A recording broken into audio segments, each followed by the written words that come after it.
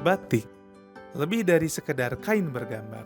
Batik adalah warisan budaya yang mengandung makna, sejarah, dan nilai-nilai luhur bangsa Indonesia.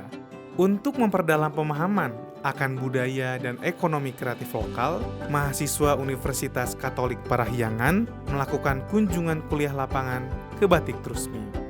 Tak hanya menyaksikan, para mahasiswa juga berkesempatan untuk mencoba membatik sendiri, berinteraksi langsung dengan para pengrajin, mengetahui bagaimana upaya yang dilakukan mereka selama ini untuk memasarkan produknya, serta memahami betapa tinggi nilai kerja keras dan kesabaran di balik sehelai kain batik.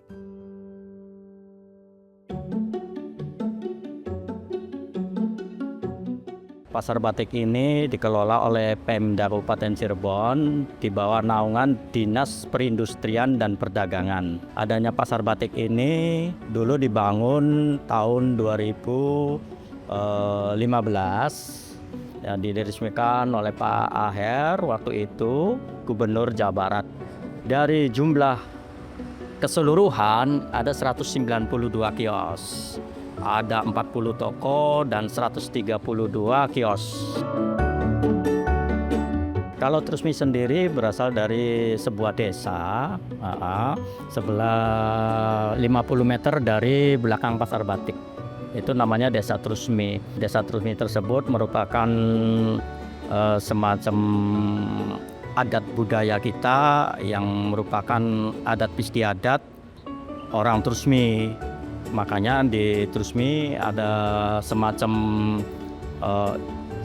istilahnya adat, ada arak-araka, semacam membatik, kuliner, segala macam.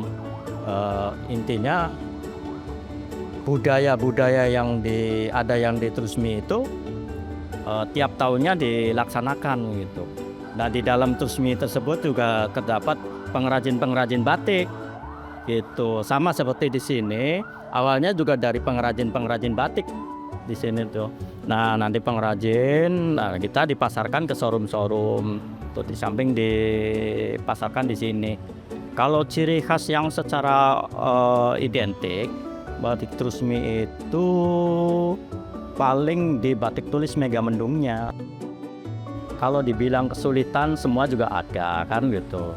Cuman kita gimana caranya menggandeng stakeholder yang lain. Kayak semacam Kisub, semacam pihak setempat, semacam pariwisata.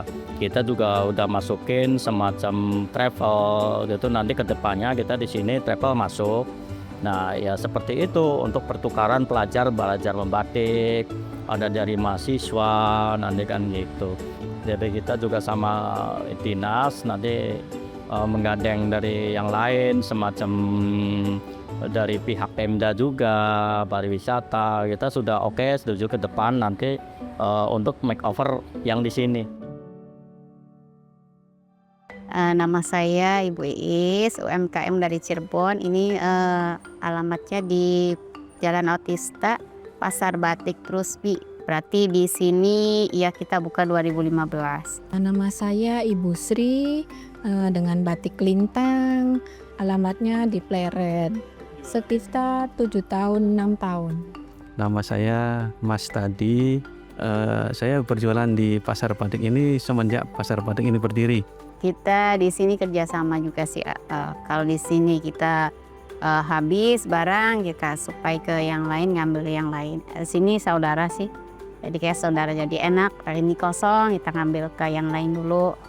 Kalau yang cetak produksi sendiri di rumah gitu. Kalau yang printing kita ambil dari yang lain. Ada yang dari pengrajin, ada yang dari sendiri, ada gitu. Kita di online itu kesulitannya sekarang mungkin di harga ya, di persaingan harga. Katanya tuh yang online tuh murah. Katanya online tuh apa jadi kualitasnya kadang-kadang nggak sama sih katanya gitu. Padahal kurang tahu ya, soalnya saya juga ikut ke Shopee. Tapi saya sih apa adanya gitu, orang pesan itu langsung kita kirim yang itu kan gitu ya. Itu weekend aja, cuma Sabtu Minggu paling. Karena sini pasar pariwisata ya. Kalau musim liburan pasti insya Allah ya ada aja rezeki masing-masing dari toko. Habis lebaran biasanya atau liburan anak sekolah itu rame. Tapi setiap hari sih alhamdulillah ada aja yang belanja. Harapannya Mas, biar ini pihak dari Dinas Pariwisata dan Indaknya sendiri supaya mempromosikanlah pasar batik ini.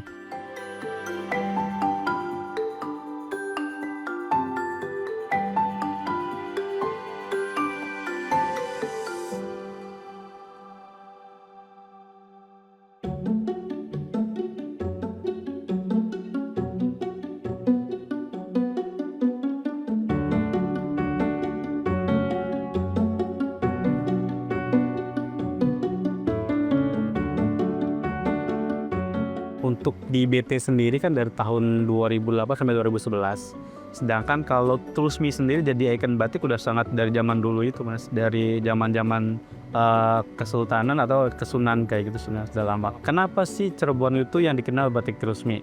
Jadi kalau menurut filosofi zaman dulu bahwasanya dulu itu ada kayak semacam sayembara gitu dari seorang sultan keraton di Cirebon. Jadi mereka tuh bikin mengundang beberapa pemuda untuk siapa yang bisa membuat kain batik yang dia punya.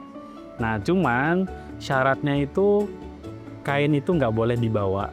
Jadi kain itu hanya sekali lihat saja dan silahkan dibuat di rumah seperti itu kan. Dan yang membuat mewakili Trusmi itu sendiri yaitu ya yang disebut di sini adalah Ki Buyut Trusmi. Nah Ki Buyut ini akhirnya membuat batik tersebut, bahkan pembuatannya itu mirip persis dengan yang dimiliki oleh sang sultan tersebut. Bahkan sampai sang sultan itu tidak bisa membedakan mana yang punya sultan dan mana yang punya dari pemuda Ki Buyut Trusmi ini. Makanya kenapa di Cirebon itu dikenalnya dengan nama batik Trusmi ya, karena dari sejarah zaman dulu seperti itu. Kesulitannya gini, kalau bisa dibilang kesulitan sih bukan ya, mungkin ini bisa dibilang kayak tantangan kita. Mungkin batik sendiri itu merupakan salah satu budaya yang bisa dibilang kuno atau primitif.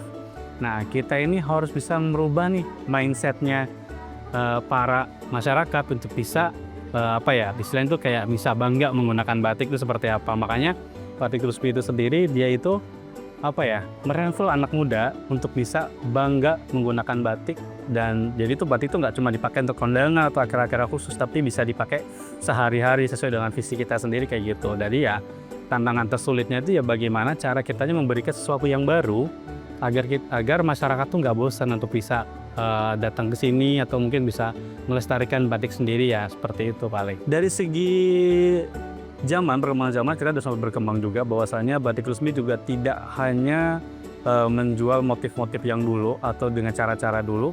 Kita juga bagaimana caranya mengimbangi dengan zaman sekarang, yaitu dengan cara satu kita memperbanyak spot foto. Yang dimana memang zaman sekarang zaman teknologi semuanya membutuhkan sosial media. Nah dari situ kita dapat brand image ya untuk bisa bahwasannya di sini tuh mengenal batik dengan lebih seru. Nah tidak hanya itu, customer juga kita berikan kemudahan untuk bisa belanja di sini. Mungkin untuk lain waktu belum sempat belanja ke sini, kita juga ada website juga. Jadi Batik Trusmi juga ada, kemudian kita di Shopee juga kita ada. Jadi kita juga ada belanja online. Cuman tetap kita lebih menawarkan untuk datang langsung ke sini untuk mendapatkan experience secara lebih tentang ada apa aja sih di BT Batik Trusmi itu. Jadi seperti itu. Jadi memang BT Batik Trusmi ini satu-satunya mall batik dengan konsep one stop shopping. Jadi mall batik yang terbesar dan terlengkap. Jadi nggak cuma belanja, makan kita bisa di sini, belajar juga kita sediakan, bahkan sampai kebutuhan sosial media pun kita penuhi di sini. Nah, makanya banyak hal yang bisa didapatkan di sini dengan cara seperti apa, belanja nyaman. Anak-anak juga kita sediakan troli kecil untuk mereka beli belanjanya lebih enak gitu kan. Terus kita juga ada kelengkapan lainnya, oleh-oleh juga kita ada lengkap, pokoknya semuanya ada. Jadi ketika customer itu walaupun hanya lihat-lihat itu nggak masalah gitu kan, mereka bisa dengan nyaman keliling-keliling. Di Trusmi ini banyak sekali store-store kecil juga, dan kita juga ada beberapa yang kerjasama dengan kita, yaitu dengan konsep konsinyasi. Jadi mereka ada beberapa store yang join di sini juga, dan ada juga pengrajin batik yang hasil batiknya itu dijual ke sini juga. Nah jadi memang kita tuh lebih ke sama-sama jualan aja. Jadi karena memang kita di sini udah tercetusnya tuh sebagai kampung wisata, yaitu wisata batik, makanya di sini banyak banget store-store batik itu sendiri. Dan ada juga yang join dengan kita vaksinasi.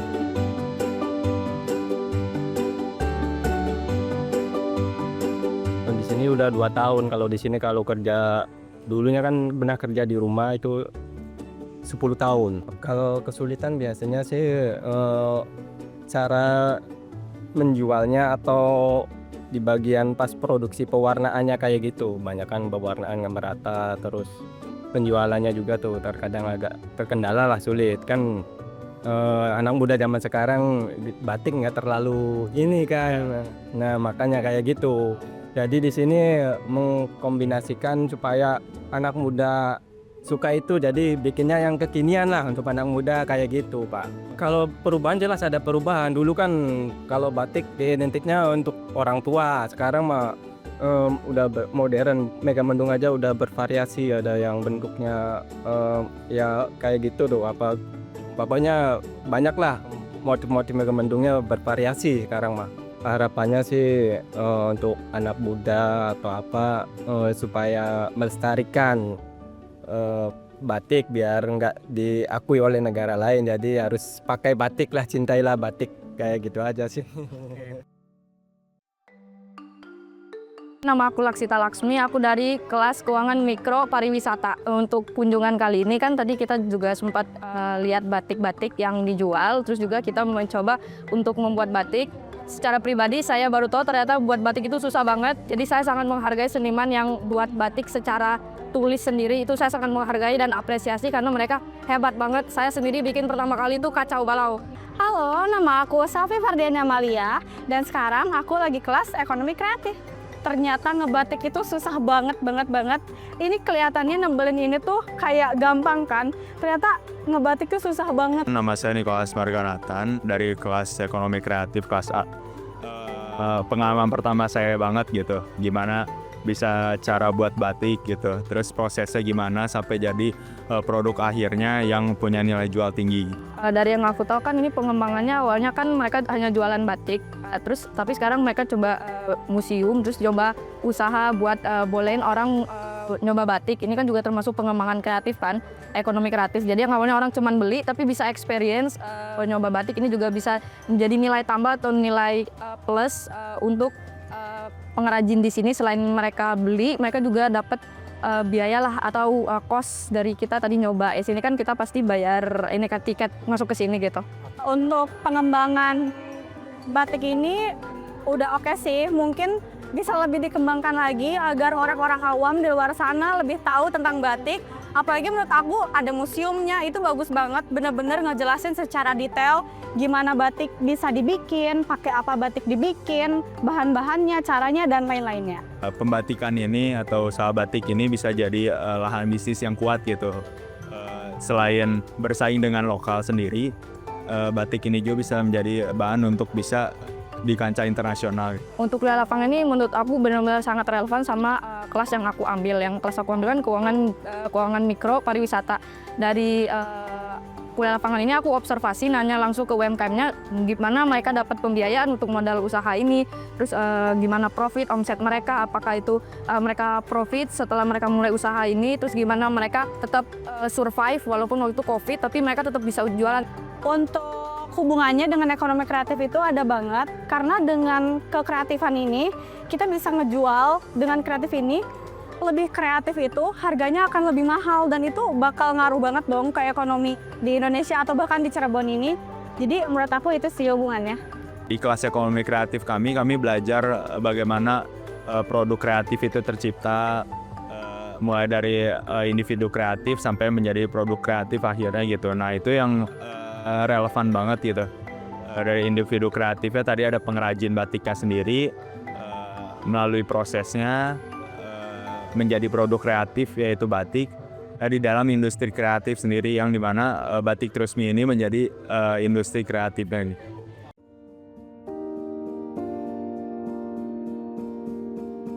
Dalam rangka studi lapangan atau kuliah lapangan, mata kuliah ekonomi kreatif dan pembiayaan mikro UMKM yang pada umumnya UMKM bergerak pada sektor kreatif, entah itu kuliner, entah itu art and craft, entah itu seperti di sini di Batik Trusmi itu adalah termasuk industri dan produk kreatif terkait dengan art and craft.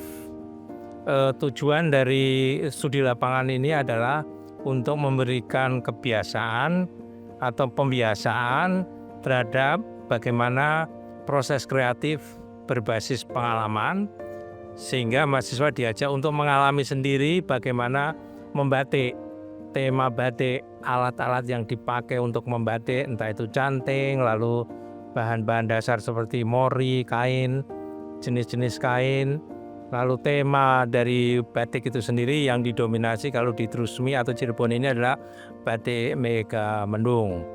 Nah, apa yang diharapkan dari studi lapangan ini agar mahasiswa di samping teori dan konsep yang mereka pelajari di kelas, mulai dari individu kreatif, komunitas kreatif, jaringan kreatif, dan tema yang paling penting adalah nilai tambah di dalam produk kreatif, termasuk juga pemasaran atau jaringan produk kreatif. Mahasiswa juga bisa sendiri melihat bagaimana si outlet batik itu didesain sehingga menarik wisatawan untuk datang, mencoba dan mengalami apa yang disebut dengan batik yang termasuk di dalam industri kreatif. Kenapa kita memilih batik? Sebetulnya ada dua alasan. Yang pertama, batik itu adalah kehidupan sehari-hari masyarakat, dan batik itu juga merupakan bagian dari budaya masyarakat. Belum lagi kalau itu diakui secara internasional melalui UNESCO, batik sudah diakui. Dan sebetulnya karena ada mata kuliah microfinance, pembiayaan mikro, batik biasanya diproduksi oleh masyarakat kelompok bawah atau marginal, atau disebut usaha mikro, kecil dan menengah, sehingga kita memilih batik. Batik itu biasanya dikerjakan masyarakat di kampung-kampung, dan juga mereka tidak membutuhkan pendidikan yang terlalu tinggi tapi mempunyai pengalaman, sehingga pilihan batik sebagai contoh mengalami industri kreatif atau produk kreatif saya kira lebih appropriate untuk mata kuliah saat ini, sehingga output dan outcome dari studi lapangan ini ada dua. Mereka mengalami re-experience mengenai batik, mereka tahu proses kreatif dari individu dan komunitas kreatif, dan mereka tahu bengkel kreatifnya atau studio kreatifnya itu semacam apa.